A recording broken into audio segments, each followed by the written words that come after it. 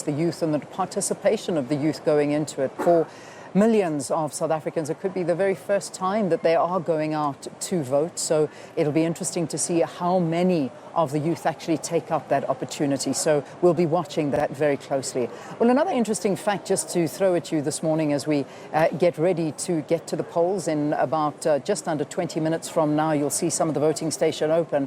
Some 72 million ballot papers have been printed for these elections. Isn't that amazing? So 72 million ballot papers is the number that we're looking at. Sakina already told you 23,148 different voting stations around the country, and a total of 323 political parties have registered to contest the municipal elections. So a lot of choices for you when you go out and vote this morning. But have you made up your mind? Do you know? I mean, do you get to the voting station and then still think to yourself, I actually don't know who I'm going to vote for? And then it's only when you stand in front of the paper do you suddenly say, right, this is it, I'm going with this party. Quite interesting to see how that works. But also a warning from the IEC. Please do not take a picture of your vote and the ballot paper itself. I know that, people love to take selfies of themselves, but whatever you do, don't take a picture of the ballot paper and your vote. That's something that they're asking you not to do. We'll ask them in the next hour when they join us here on the program to give us an update on the proceedings for the opening of stations and other rules that they have in place for these elections. All right, off to the northwest we go now. Our reporter standing by for us now is Tebogo Phakedi. He is at the IEC Results Operations Centre in Mahikeng. Good to see you, Tebogo. Talk to us. How are things looking there? We heard that some of the IEC Results Operations Centres have toned down a lot this year. Things look quite active here, but what's it looking like in Mahikeng? Good morning, Leanne, and of course, good morning to the viewers. As you have mentioned, 30 minutes or under 30 minutes to go to the polls. And yes, we are coming live from the Northwest IEC Operations Centre that is in Mahikeng. At the moment, it's not that busy, Leanne, if I can say that, as the IEC officials are currently in a briefing session. But as you can see behind me, we have set up, and of course, other media houses present. I can just tell you that in the Northwest Province, about 1,671,551 people have registered to vote. And of course, about 403 wards are up for grabs, with 52 parties contesting these elections. And I can just tell you that 150 independent candidates are also contesting. That is according to the IEC. Mind-blowing, as you can imagine, how long the first ballot is going to be, as we have about 150 candidates. And the Northwest Province, when you look at our municipalities, that is 18 local municipalities with 4 district municipalities, making it a total of 22 municipalities here in the province. And I can just say that for the past 5 years, about more than 5 municipalities each financial year have been under administration, with the exception, of course, of the 2017-2018 financial year, where we saw one municipality being under administration. But to just talk more about this, I have with me the local governance expert, that is Dr. Mulale. Thank you very much, Dr. Mulale, for talking to us. Officially, 1st November 2021 local government elections. But we've seen what the communities are talking about. Basic service delivery issues. What is your take on that? Yeah, this is a hotly contested election. In the Northwest Province in particular, we see so many instabilities. As you just mentioned, many municipalities per annum being placed under administration, which speaks to capacity issues.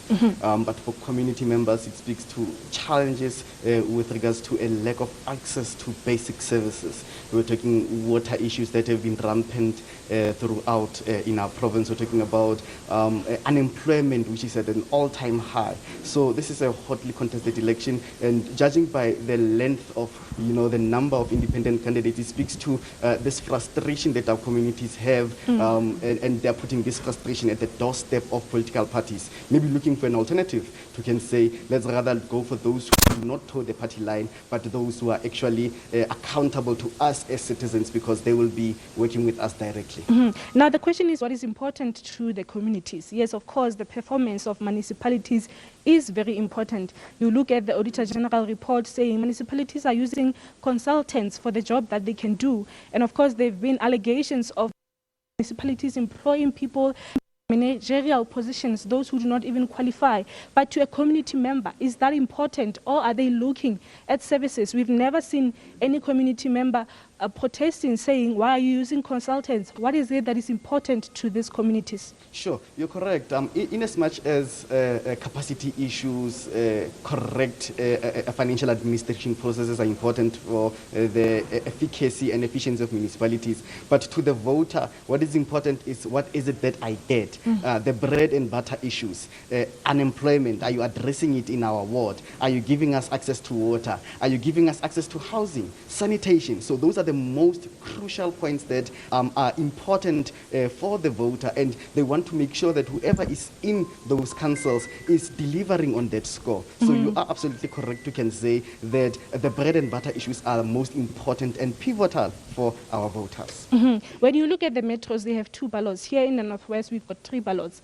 That is the ward, and of course the PR council to the local council, and PR to the district council. You look at independent candidates, 150 of them. Let's just talk about that, particularly when you look at the representation at district and local, the challenges they might foresee in future.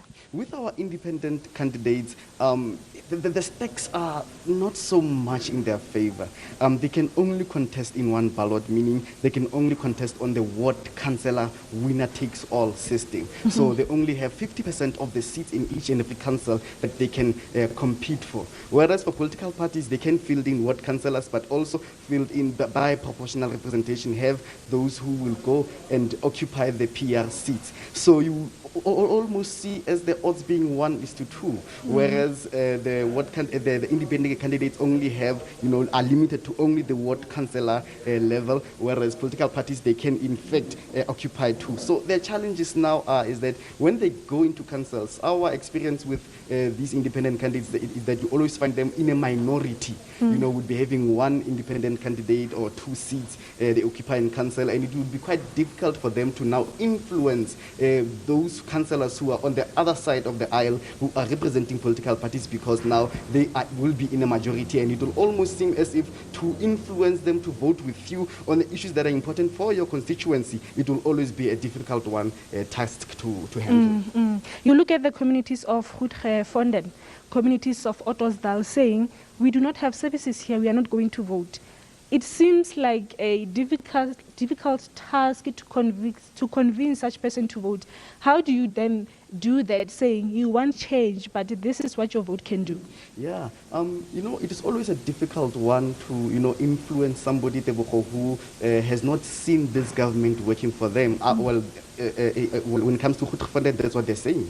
So to tell them to come and vote, I think the important message is that if you want change, if it is your feeling that those who have served you in the past have not been working for you, political party X and Y, then how about then you use your vote and cast it as a voice which will influence this change in that community. Look for an alternative. I mean, you are spoiled for choice. The different new political parties. I mean, in the Northwest Province, for example, in the last election, there were about 32 or so political parties that were contesting. This year, the number is almost doubling to 52 political parties. So you are spoiled for choice. And then also, like you said, 150 independent candidates. I mean, they can, opt for change and opt for these other political parties if it is their view that those that have worked for them in the past did not work. So not voting is a no-go because it will not serve in their best interest. That was the local governance expert, Dr. Tshepang Molale. We've got a whole day, Leanne, to talk about this, voting apathy. You look at service delivery issues. You look at these municipalities in the Northwest that have been under administration, if I can just say the past financial year, we had 17 municipalities under administration. We did receive information that in Mahikeng, that is under Moretele local municipality, there was a voting district yesterday which closed around 10, 11 o'clock, allegedly because there was a shortage of material. We were anticipating to talk to Dr. Tiba, who is the IEC leader here in the province, but of course they are still in a briefing session. These are the things we're going to talk about, the challenges that IEC is experiencing in the province, and of course, how is everything going at the field, on the ground, the communities voting. But at the moment, Leanne, I can just say 15 minutes to go until the polls open. Back to you in studio. Tebogo, thanks very much. Tebogo Phakedi at the IEC Results Operations Centre in Mahikeng. Well, time is flying, so it's actually less than that. It's about